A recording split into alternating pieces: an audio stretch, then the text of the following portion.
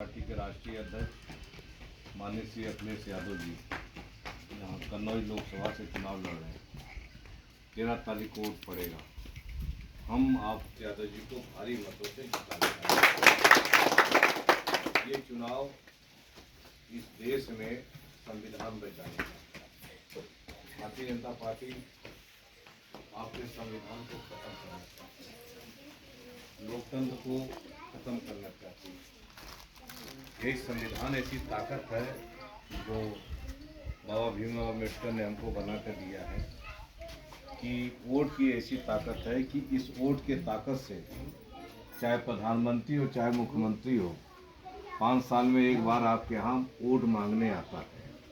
इतनी बड़ी ताकत है। और ये ताकत ऐसी नहीं है कि सबके लिए बराबरी का ताकत है। चाहे ब्राह्मण का वोट हो चाहे दलित का वोट हो, सबकी कीमत बराबर है। चाहे पुरुष का वोट हो या महिला का वोट हो, चाहे ये जो राष्ट्रपति का वोट हो चाहे आपके चपरासी का वोट हो, सबका वोट बराबर है, सबकी कीमत बराबर है। आपके संविधान में संशोधन करके अगर आपके वोट को अधिकार को ले लेगी तो फिर आपका कुछ नहीं बचेगा। फिर आप एक जो है गुलाम की तरह रह जाएंगे, कोई आपको नहीं पूछेगा। आखिर में बीजेपी 400 पार का नारा क्यों दे रही है?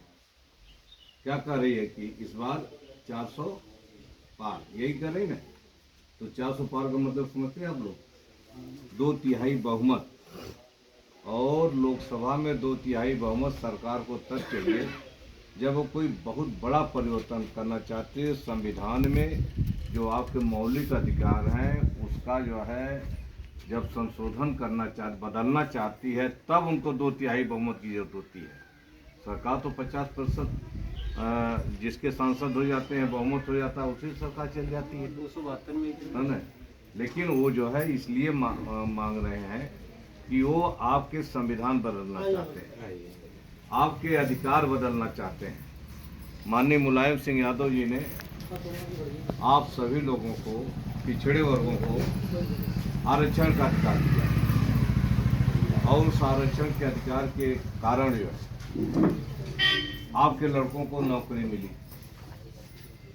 अगर 27% सरकारी नौकरियों में की भर्ती में माननीय मुलायम सिंह यादव जी ने आरक्षण न लागू किया होता पिछड़े वर्गों का, तो बहुत से ऐसे बिरादरी के लोग हैं कभी नौकरी, उनके लड़के नौकरी पा ही नहीं सकते थे। हमारा विश्वकर्मा है, शर्मा है, प्रजापति है, सविता है, राठौर है, कश्यप है, बाथम है, आपके पाल समाज हैं। ऐसे बहुत से पिछड़े वर्ग के लोग हैं कि उनके लड़कों को नौकरी मिली। तो जो नेताजी ने, श्री अखिलेश यादव जी ने पिछड़े वर्गों को 27% का आरक्षण दिया। उसी के तहत किसी का घर का लड़का जो पुलिस में भर्ती हो गया, कोई दरोगा हो गया, कोई डिप्टी एसपी हो गया, कोई एसडीएम हो गया, कोई कलेक्टर हो गया। तो आपकी पहचान समाजवादी पार्टी ने बनाई है, माननीय मुलायम सिंह यादव, अखिलेश यादव जी ने बनाई है। शर्मा समाज के भाई, हम आपसे कहना चाहते हैं कि आप बता दो कि आज आपकी क्या पहचान है। भारतीय जनता पार्टी की सरकार 10 साल से केंद्र में चल रही है, मोदी की सरकार है, केंद्र में चल रही है, और 7 साल से योगी की सरकार है। आप बता दो, आपके शर्मा बिरादरी का कोई एमएलए है इस समय सरकार में? बोलो, बताओ। कोई नहीं। कोई आपका मंत्री है सरकार में? कोई नहीं। कोई एमपी है? और जिस समाज का विधायक, सांसद, मंत्री नहीं होता, उस समाज की आवाज़ सरकार तक नहीं पहुंचाई जाती। आपकी पैरवी नहीं हो सकती। आपको थाना पुलिस परेशान करे, दरोगा परेशान करे, कोई बात हो जाए तो आप किसके पास जाते हो? एमएलए के पास जाते हो। जब आपकी बिरादरी का एमएलए नहीं तो कौन सुनेगा आपकी, है ना? और ये काम जो है श्रद्धेय मुलायम सिंह यादव जी ने आपकी बात को समझते हुए कि शर्मा समाज का कोई विधायक नहीं है, मंत्री नहीं है, हमको 1998 में एमएलसी बना दिया, विधायक बना दिया, और 2 बार बनाया। 12 साल तक एमएलसी रहे, 2 बार सरकार में मंत्री बनाया, शिक्षा मंत्री हम रहे।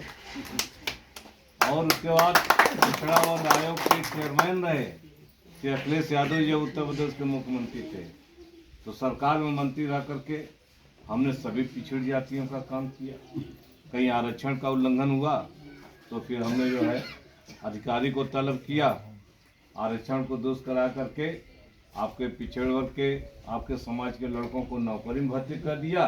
और कलेक्टर अगर जो है दोषी पाया गया तो उसको सस्पेंड कर दिया। हमने इतनी बड़ी ताकत श्री अखिलेश यादव जी ने हमको दिया। 2012 से 2017 सरकार में कहीं उत्पीड़न अत्याचार होता था तो तुरंत हम एसपी को जो है लिखते थे और एसपी तुरंत कार्रवाई करता था। ये सब काम समाजवादी पार्टी से हुआ है। हम जब एमएलसी थे तो 100 हैंडपंप प्रधान जी श्री अखिलेश यादव जी के कहने, उस समय एमपी होते थे श्री अखिलेश जी, यहाँ पे हम एमएलसी होते थे, तो 100 हैंडपंप हमने दिया था कन्नौज जनपद को। तो हमने कहा बताइए कहाँ लगेगा, तो अखिलेश यादव ने कहा कि अपने शर्मा समाज के घरों पर हैंडपंप लगा दिया। फिर जो है 10 लाख रुपया हमारा आया विधायक निधि का यहाँ पर। तो हमने कहा ये बताइए 10 लाख रुपया आप मंगाए हो, ये कहाँ खर्चा होगा, आप बता दो, लिख दें। तो उन्होंने कहा कि शर्मा समाज का जो बड़ा गांव है उसमें आप बारात गृह बनवा दीजिए ताकि शर्मा समाज के लोगों को शादी ब्याह के लिए। कुशलपुरवा गए होगे आपने? हाँ, बना है। बारात गृह बना हुआ है जी हाँ।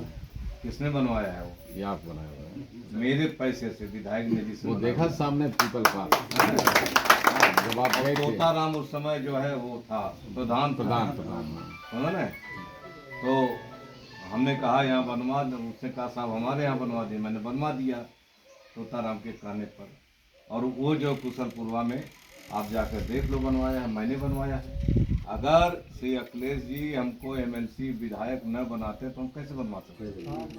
है ना? हमने नौकरी दी, रोजगार दिया। तो ये काम कब हुआ? जब समाजवादी पार्टी ताकत देती है, और ताकत केवल समाजवादी पार्टी देती है, दूसरी पार्टी नहीं। कांग्रेस, बीजेपी या बहुजन समाज पार्टी ताकत नहीं देती है।